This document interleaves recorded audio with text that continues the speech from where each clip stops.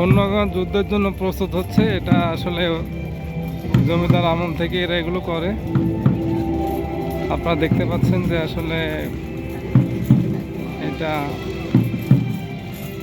জমিদার আমলে কিভাবে যুদ্ধের জন্য প্রস্তুত হতো। সৈন্যবাহিনী একটা নির্দিষ্ট প্যারেড গ্রাউন্ডে তারই একটা অংশ হিসেবে আপনাদের দেখানোর চেষ্টা করতেছি। আর যখন যুদ্ধের দামামা বেজে উঠতো, একটু ঘন্টা বেজে উঠতো আর কি, তখন ওরা এরকম উঠতো আর কি।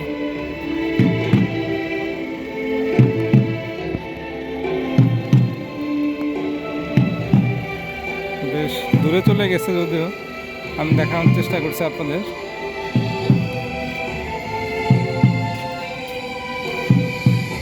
এটা এদেশের একটা ঐতিহ্যই বলতে পারেন। ওরা সব কালচারাল ফেস্টিভ্যালে এরকম করে, এটা প্রদক্ষিণ করবে।